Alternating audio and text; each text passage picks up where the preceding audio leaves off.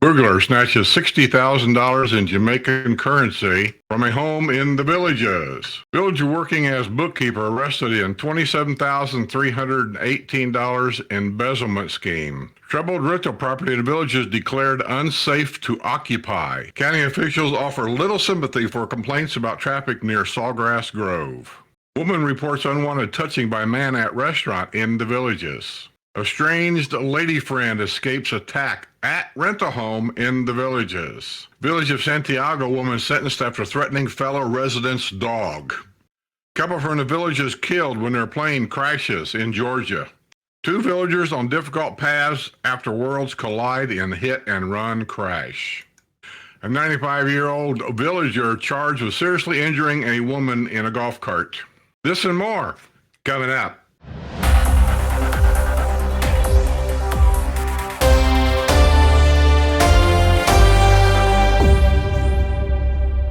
Law enforcement is seeking the public's help in the search of a burglar who snatched $60,000 in Jamaican currency from a home in the Villages. The burglar pried open a back window shortly after 1 p.m. Monday at a home on Margaret Way in the village of Sable Chase. Once inside the residence, the subject captured on a video camera walking through the living room wearing blue latex gloves, which he used to cover his face. He removed approximately $60,000 in Jamaican currency, valued at approximately $390 US, as well as miscellaneous jewelry items from a suitcase in the residence, according to the Sump County Sheriff's Deputy. If you have any information, please call 352-793-2621. You can remain anonymous. A villager working as a bookkeeper has been arrested in a $27,318 embezzlement scheme. Julie Shepard, 55, of the village of Delmar, was arrested Monday on warrants charging her with 30 counts of fraud and forgery. Shepard had been working as a bookkeeper at Perfect Deed Homes, a family-owned home construction business in Ocala, when it became clear in November that something was amiss. The owner of the company contacted law enforcement when Shepard did not make a routine bank drop. Shepard told her boss she forgot to make the bank drop, and Shepard made a call to the front desk clerk asking her to make the drop-off at the bank. A senior employee intervened as it was not common practice to have the front desk clerk make a bank drop. The owner of the company went to the company's QuickBooks accounting software, and the fraudulent scheme began to unravel. County Road 216 west of 301 in North Wildwood used to be dirt road for farmers. Soon it will become access road for a 300-unit project approved Monday night by Wildwood commissioners. Wildwood Place also will include commercial retail, offices along the highway in the future phase. County Road 472, also known as Rainy Trail, lies east of the intersection. A traffic study determined that the project will result in 3,003 daily trips and required road improvement. Construction of the project's first phase is expected to be completed in 2 years and the second phase in 15 years, according to the development agreement also approved by the commissioners. Minimum living area per residential unit will be 600 square feet. The development will include a mix of multifamily and single-family attached units.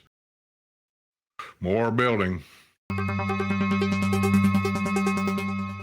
A troubled rental property in the Villages has been declared unsafe to occupy, but the declaration prompted the landlord's attorney and even a special magistrate to cry afoul. At the start of the hearing Tuesday morning before Special Magistrate Joshua Bills at Lady Lake Town Hall, Code Enforcement Officer Lori Crane announced that the rental property at 1005 Aloha Way on the historic site of the Villages that very morning had been declared unsafe to occupy.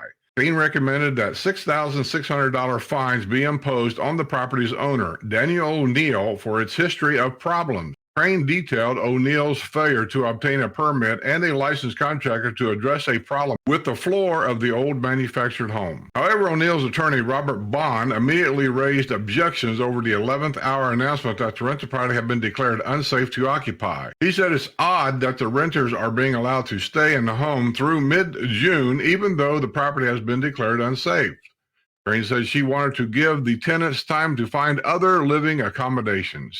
Rental property here in the Villages can be a real problem. They can be fine for most people, but all it takes is that one or two, and it creates a problem.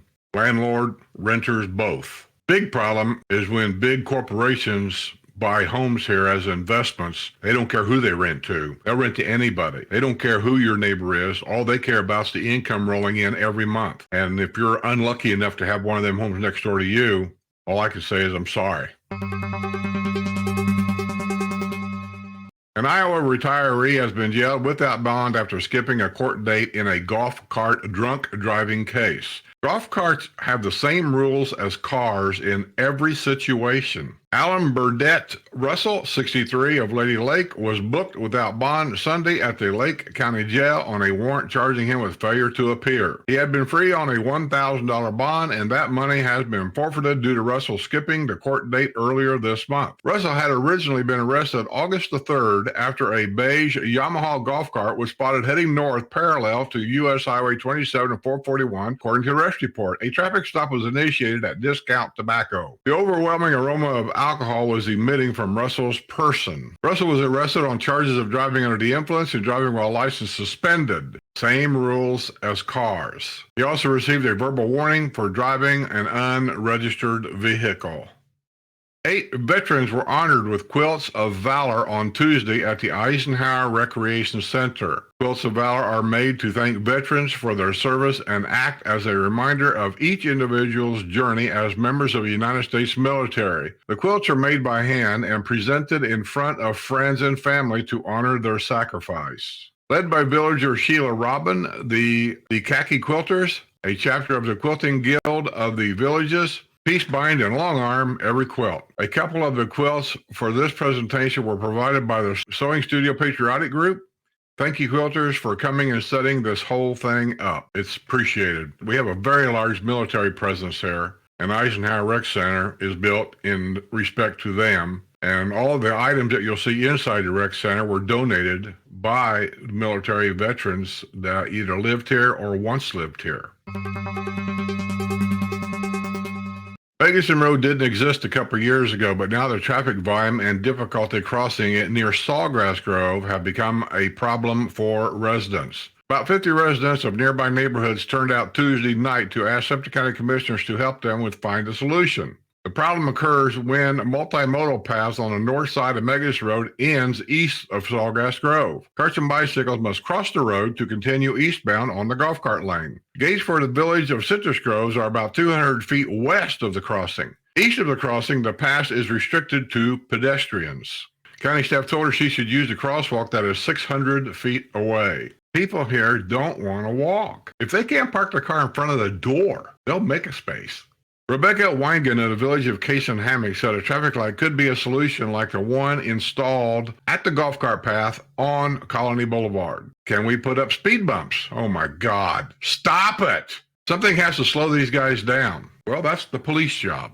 They're supposed to patrol and they catch. We won't get them all, not at the same time, but eventually they'll get them. Keith Stevens said there is no safe place to cross Megason Road, and that vehicles pick up speed after stopping at the gates. 3 commissioners who visited the area in response to emails said they found a different problem. Golf cart drivers and bicyclists ignoring a stop sign at the end of the multimodal path. You think? County Chairman Craig Estep, a retired state trooper, said he watched about 200 golf carts go through the crossing, and about half of them blew past the stop sign. Only 1 of 7 bicyclists stopped at stop signs. Bicyclists here don't never stop at a stop sign. I mean, I might be putting everybody on a thing there saying you shouldn't say everybody. I have never seen a bicycle even stop at the gate where cars enter and the bicycles come through there. They just keep going and just wedge in between the gate. They don't care. They don't stop. And the bicycle club here will tell you, oh yeah, we educate them. And the cops never stop them either, truthfully. That's personal responsibility issue, said Commissioner Don Wiley, who said he observed the same disregard for the stop sign. Many other locations in the villages have exactly the same traffic pattern. Commissioner Jeff Bogue said the county could set up traffic enforcement, but some of the solutions offered by residents are unrealistic. County Administrator Bradley Arnold said he will ask Public Works Director Deborah Snyder, a certified traffic engineer, to determine whether improved signage could help. Oh, is that going to be a study now? Another $100,000 study that we got to pay for? An unlicensed driver from Guatemala was arrested on a drunk driving charge. Nicholas Rene Perez Morale, 43 of Lady Lake, was driving a white Chevrolet Silverado when he almost hit another vehicle in the parking lot of the Sunoco gas station on US 301 and State Road 44 in Wildwood at about 10:30 p.m. Friday. Perez Morale left the gas station and was spotted by a deputy who initiated a traffic stop on State Road 44 and Buena Vista Boulevard. It appeared the Guatemalan native, who only speaks Spanish, had been drinking. He handed the deputy a Guatemalan identification card and indicated he does not have a U.S. driver's license. He struggled through field sobriety exercises and provided breath samples that registered .179 and .175 blood alcohol content. He was arrested on charges of driving under the influence and driving without a valid license. He was booked at the Suffolk County Detention Center and released after posting a $1,500 bond. A villager had been jailed without bond after failure to complete a DUI school. Daniel Lee Messerschmidt, 66, of the village of Bonita, was at the wheel of a 2016 Lexus RC 200T at 10:46 a.m. Saturday on Cleveland Avenue when he was pulled over by a Wildwood police officer who ran a vehicle's license plate and discovered the vehicle's registered owner has a suspended driver's license. This guy look familiar to you? During the traffic stop, the officer confirmed that Messerschmidt's license had been indefinitely canceled on April 19th for failure to complete DUI school. He was involved in an accident in the wee hours December 17th on Morris Boulevard, south of Bonita Boulevard, according to the arrest report. When a trooper went to interview Messerschmidt at the emergency room, it appeared he had been drinking. He failed field sobriety exercises and provided breath samples that registered .105 and .100 blood alcohol content. Earlier this year, Messerschmidt, a former resident of the village of Point Siena, was sentenced in a child mentoring case. I thought he looked familiar, in which he apparently developed an infatuation on the mother of the child, and he was supposed to be mentoring through the Dads for a Day program. Because he is on probation, he was booked without bond after Saturday's arrest for driving while license suspended. A woman reported unwanted touching by a man at a restaurant in the Villages. A 20-year-old woman said she had been dining with friends Friday night at Red Lobster at Buffalo Ridge Plaza when she was approached by 48-year-old James Stephen, who lives at Oxford Oaks. Stevens approached their table and touched the woman's shoulders in a rubbing manner. If someone ever calls you crazy, you say, "I'm crazy for friend, crazy for love, crazy for success, crazy for sex." This guy's weird. Stevens told the woman before leaning in and giving her an unsolicited hug around her shoulders while she remained seating at the table. Who else was sitting at their table? Because if I'd been sitting there and you're my daughter, he'd be picking his ass up off the floor. Stevens, who was sentenced to 20 days in jail last year after he was caught driving after a drunk driving conviction. "Have a nice day, baby girl," he called out as he was leaving. The woman later told deputies the encounter with Stevens, whom she did not know. He did not provide clear answers to deputies' questions and was arrested on a charge of battery. He was booked at the Sumter County Detention Center and released after posting a $1,000 bond. An estranged lady friend escaped a life-threatening attack at a rental home in the Villages. A woman got into her car and fled to Brownwood Paddock Square at about 11 p.m. Saturday when she found someone and pleaded for them to call 911. She was visibly upset, shaking and crying. The woman said she had been staying with 64-year-old Wesley Ellington at a home at 3938 Manchester Avenue in the village of Richmond. She said Ellington, with whom she had been in a romantic relationship with for a little more than a year, grabbed her by the neck, lifted her up off the floor, and attempted to bite her face. He screamed that he was going to kill her. He pushed her to the floor of the kitchen and punched her in the right arm. She ran to the bedroom and tried to lock the door. Ellington continued to scream that he was going to kill her. He grabbed her phone from her purse. She ran to the garage and got in the car and fled to Brownwood. She told police she attempted to end a relationship with Ellington the previous day. The home where the attack occurred is owned by an investment company. Ellington was arrested on 2 counts of battery and a charge of false imprisonment. He was booked at the Sumter County Detention Center and released after posting a $10,500 bond. Lady, if I was you, I would haul ass out of here. Now that he's out roaming around, it would concern me. There were 2 serious accidents in 2 days at the same roundabout in the Villages. Wayne Dennis Linder, 72, of 2187 Dorst Lane was driving a white 2023 Cadillac STS four-door at 9 p.m., traveling east at Warm Springs Avenue when his vehicle jumped the curb and flipped onto the roof in the roundabout at Finney Way. When emergency personnel arrived at the scene, the vehicle was in the middle of the roundabout. There were no witnesses. Linda refused transport to a hospital. The previous day, 22-year-old Kristen Michelle Carroll of Bushnell was injured in a single vehicle crash at the same roundabout. She was driving a silver 2017 Nissan Altima eastbound on Warm Springs Avenue at 10:46 p.m. Friday when her car crashed into a tree in the middle of the roundabout. The airbags deployed in her vehicle. She suffered possible broken leg as well as lacerations on her face and arms. The accident report said she was transported by ambulance to UF Health Hospital. What is it with you people in roundabouts? Good Lord. Old, young, makes no difference. People seem to just lose it in a roundabout. A man is headed to state prison after pointing a gun at a woman last year at a hotel in the Villages. Jamero Lee Van Jackson, 24, of Ozark, Alabama, was sentenced last week to county court to 3 years in prison following his arrest June 27th at the Comfort Suites on Avienda Central in the Villages. He was given credit for 302 days already served in the Lake County Jail, where he has been held since his arrest. Jackson pointed a Taurus G2C 9mm semi-automatic handgun at the woman in a guest room, according to the arrest report. Jackson had struck the woman several times and choked her. When police attempted to enter the hotel room, Jackson jumped out the window onto a section of the roof. He would not comply with officers' commands and came down off the roof, so Lady Lake Fire and Rescue was called to the scene with a ladder truck. An officer used the ladder to access the roof to take Jackson into custody. Jackson initially attempted to give officers a false name. His true identity was learned after officers found his Alabama identification card. The gun was found beside the headboard in the hotel room. 4 generations recently gathered for a family photo in the village of Liberty Park. Anthony Patello was joined by his son John, his grandson Nicholas, and his great-grandson Mason. Congratulations.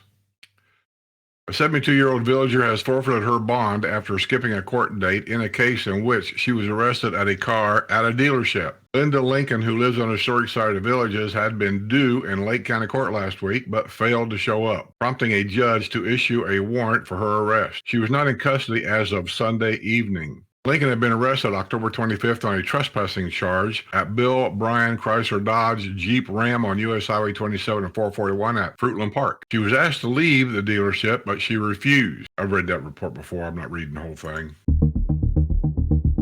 Remember the guy last week that was arrested for possession of child porn, I believe? Here's an update. A villager had entered a plea in a case in which he had been charged with possessing pornographic images of little girls. Zane Paul Stalter, 75, entered a plea of not guilty this past week at Sumter County Court to 10 counts of possession of child pornography. He remains free on a $180,000 bond. The Pennsylvania native was arrested April 19th at his home at 2524 Benning Court in the Margot Villas in the village of Hemingway. A villager has been charged with pressuring his wife to get a charge against him dropped after an alleged attack. Kevin James Butler, 57, of the village of Santo Domingo, was arrested on a charge of battery March 27th by Sumter County Sheriff's deputy. Butler allegedly struck his wife in the face, leaving her with a slightly swollen lip and minor cut to her inner lip. It was later discovered that Butler called her a few hours after his arrest and apparently pressured her to go in front of the judge and tell him it was a big misunderstanding. He asked her who would pay the bills if he is in jail. He made the call to the Sumter County Detention Center, and the conversation was recorded. When Butler was questioned by deputies, he said he made the call because he had no one to turn to and needed help bonding out. A New York native claimed he simply wanted to let his wife know what her options were. Butler is facing a felony charge of obstructing justice. In a form filed with the court, Butler indicated he is not employed and is seeking representation from a public defender's office. It appears he inherited his home on Madera Drive from his parents. Due to the second charge, Butler continues to be held without bond at the jail. Let me ask you guys something. Defender's offices are there for people that truly can't afford an attorney, and I got no problem with that. This guy inherited probably a $300,000 or $400,000 home on Madera Drive. You think it's fair that taxpayers are going to pay for his attorney? Or should they be allowed to put a lien on that home for that amount? A man was driving at a high rate of speed when his vehicle crashed into a woman's sport utility vehicle with such velocity that the impact split off the front half of her SUV. The 32-year-old Wildwood woman had been southbound at 4:15 a.m. Sunday on Morris Boulevard when her SUV was struck by a sedan driven by a 35-year-old Leesburg man who ran a red light as he was eastbound on State Road 44, according to the accident report. He had been traveling at a high rate of speed, the report noted. The impact was so powerful it broke her SUV in two. She was critically injured. The Leesburg man suffered serious injuries. A 22-year-old Leesburg woman and a 30-year-old Leesburg man traveling with him also suffered serious injuries. None of them had been wearing seatbelts, the report noted. The investigation into the accident shut down traffic at a portion of the intersection for several hours. Sumter County Sheriff's Office and Community Watch assisted with traffic control. God, I look at these wrecks and wonder how anybody could survive. A former Beef O'Brady's employee has been sentenced in the theft of a check from the restaurant at Colony Plaza in the Villages. Brianne Jamal Singleton, 34, of Leesburg, pleaded no contest to charges of grand theft and fraud this past week at Sumter County Court. He had been placed on probation for 3 years in order to perform 100 hours of community service. This past September, Singleton took a pre-signed check from the restaurant. Singleton made the check out to himself in the amount of $900 and made a mobile deposit into his Chase bank account. Singleton is an acquaintance of 31-year-old Calvin Collier, a former employee of Beef O'Brady's, arrested this past week in his role of cashing a $19,000 stolen check from the restaurant at Southern Trace Plaza.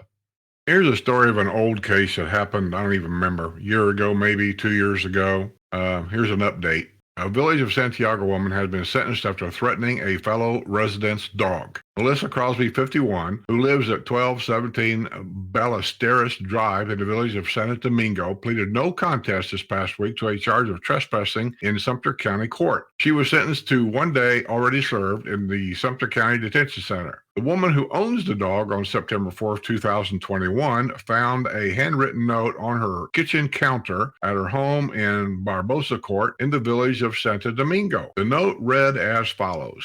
My grandmother and I moved here in October. Since then, I have noticed your dog has been off leash and doing his business on her lawn, and if you don't want him euthanized, do yourself a favor, stay off her lawn. Make no mistake, I love animals, however, it's white trash like you that I won't tolerate. Do unto others as you would do unto yourself. The author of the note included her first name, phone number, and an expletive. A Sumter County Sheriff's Detective traced the 518 area code phone number to Crosby. During an interview, Crosby admitted going into the woman's home and leaving the note. A warrant was issued for Crosby's arrest on a charge of trespass. The Freeport, New York native had been arrested in 2021 when she crashed a black Volkswagen Jetta with New York plates into a decorative street light pole in a roundabout on Buena Vista Boulevard in El Camino Real near Savannah Center. Crosby struggled through field sobriety exercises and provided breath samples that registered .12 and .128.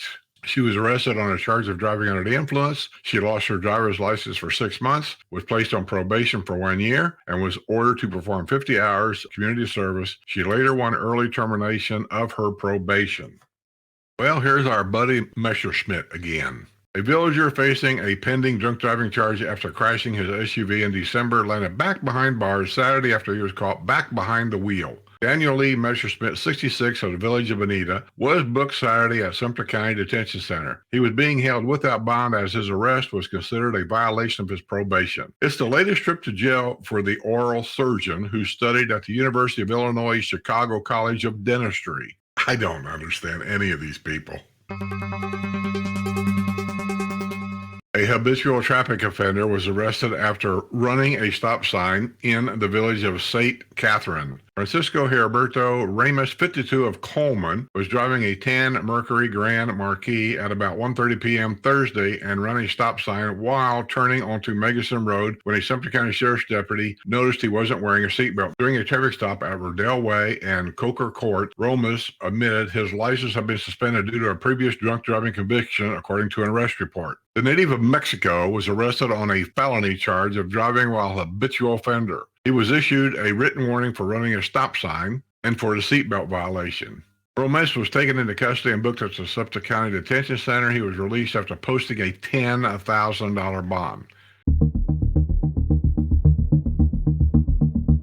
A husband and wife who split their time between the Villages and Michigan were killed when their plane crashed in Georgia. Robert and Sandra Denton flew out of Leesburg on Wednesday, and their plane crashed that afternoon near Watkinsville, Georgia. Michigan television station WWTV, WWUP-TV 9 and 10 News report that the Oconee County, Georgia Sheriff's Office said that the couple had been destined for Barrow County, Georgia. Both Robert and Sandra Denton were described as seasoned pilots.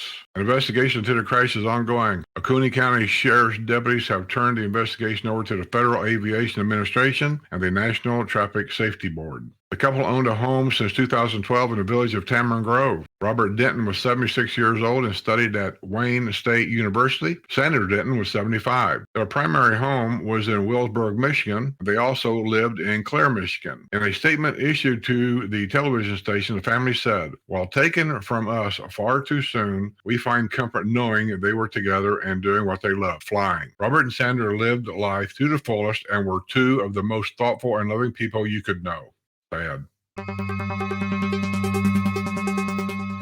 Two villagers find themselves on very difficult paths after their worlds collide in a hit-and-run crash. Eleanor Levitt, 95, was arrested Wednesday night at her home at Sumter Senior Living on a warrant charging her with leaving the scene of an accident. She was allegedly at the wheel of a green 2007 Mercury Montego on the afternoon of December 29 when she ran a stop sign and hit a golf cart driven by 81-year-old Nancy Lou Hooper. Hooper, a full-time resident of the Villages since 2007 and a member of the Aqua Rhythm synchronized swim team, had been at the Chatham Postal Station to collect her mail. Levitt, a former resident of the village of Calumet Grove, ran a stop sign and struck Hooper's golf cart, according to the arrest report. A villager witnessed the crash and tried to get Levitt to stop, but she kept going. Levitt's license had been suspended for 3 months as part of a ticket she had been issued for violation of right-of-way as part of the accident investigation. Levitt, while still living at Creekside Circle in the village of Calumet Grove, had been ticketed in 2020 on a charge of careless driving following an accident near the entrance of Del Webb Spruce Creek on U.S. Highway 441 in Summerfield. The New York native had been at the wheel of the same green 2007 Mercury Montego as she was driving when she hit Hooper's golf cart. This hit and run thing down here, I don't know. Driving privileges. Let's see who gets a hole-in-one. A villager celebrated after getting his first hole-in-one. Jerry Norris scored the lucky ace on Monday at hole number 7 at the Escambia Executive Golf Course. I used to play Escambia and Okeechobee. I like those two golf courses, executive courses. He used an 8-iron to loft a shot to within 3 feet of the hole. The ball took 2 short hops and rolled in the cup. He received high fives from his golf buddies. Norris had been golfing about 5 years, 4 of those years in the Villages. Congratulations on your first hole-in-one. A visitor to the Villages is planning to return after getting a lucky hole-in-one. Danielle Legault was visiting her brother John Mark when she scored the lucky ace at hole number 4 at the Havana Championship Golf Course. She is a novice golfer, having taken up the sport only 2 years ago. After getting the hole-in-one, Legault promised she would be returning to Florida's friendliest hometown. Congratulations on your hole-in-one. Let's do a couple letters to the editor. I haven't done any of those for a while. To the editor, moved here in 2019 and life was great for softball and golf. Now golfing near us is nothing but a nightmare for executive golfing. You have to love pitch and putt courses because they are using smoke and mirrors to new and potential owners to draw them in with executive golf courses. What happens is the older residents get pitch and putts over 80% of the time with streaks 5 and 3 in a row common. I don't know what that means. While all the people moving in east of Marsh Bend Trail 501 to Morse Boulevard get to golf executive courses. Where are the real executive courses in those new areas? 2 pitch and putts and 2 putting courses. Really? No real clubhouses with restaurants for Southern Oaks. Just attach it to the mini town square they built. Also, I realize this will never see the light of day, but I have to finally vent my frustrations. That's sent in by Anthony Schneiders from the village of McClure. Well, Anthony, I've heard this complaint from a lot of people down there about executive courses being built, but you have to really do your due diligence when you buy a home. You can't look at the rest of the villages and just assume all this will be down there. I'm assuming it is too. It just hasn't got there yet. But I will tell you, you're never going to find a restaurant built next to an executive course. There's none. Years ago, there used to be, but they did away with all that. You have to have a championship course to have a restaurant next to the golf course. And I think there's 2, maybe 3 of them that's planned to go in down there. Not sure when they're going to build them. Not sure when they're going to or plan on opening them, but they are in the plans. I do know that. To the editor, the country clubs don't allow smoking on the patios, and it doesn't seem to hurt their business. Some of the other restaurants should take their lead. I think the majority of the people in the villages don't smoke. Let's have consideration for us non-smokers during meals. We personally try to stay away from the smoking places. That's sent in by Cheryl Johnson of the village of Charlotte. Boy, that's a can of worms you're going to open up there. It's always been where I lived that outside areas are for smokers. Inside areas are for non-smokers. It's always been that way.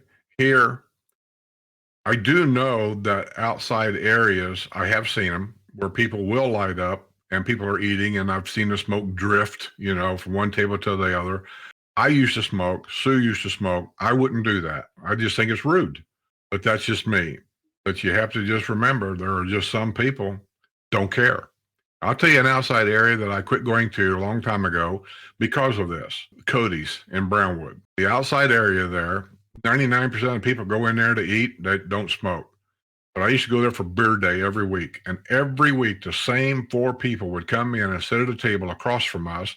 All 4 of them were like chimneys. They smoke, and it would all drift over to our area, and it was just awful. I couldn't stand it. I don't go to Cody's anymore because of that. They outside area, they allow smoking, which is weird because when you go in there, there is no ice tray anywhere. I think that's the hint, but they light up anyway because they don't care. To the editor, after 2 incidents where both drivers were over 90, I believe Florida should adopt a mandatory testing system similar to that of Illinois. At 75, you must take a road test.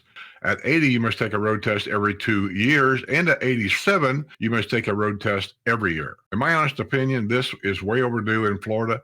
And with modern technology, it's possible to have a driving simulator at every DMV location. All you would have to do would be to insert your license for verification. And if you fail, then you take a real road test. That's sent in by Phil Berkowitz from the village of Tamarind Grove. I don't think that what you're talking about is unrealistic, but I don't think it's going to happen anytime in the near future. Well, with that being said, I believe that's going to be the news for this week. And I appreciate you guys watching. I appreciate you subscribing. And remember, don't let your keys in your golf cart.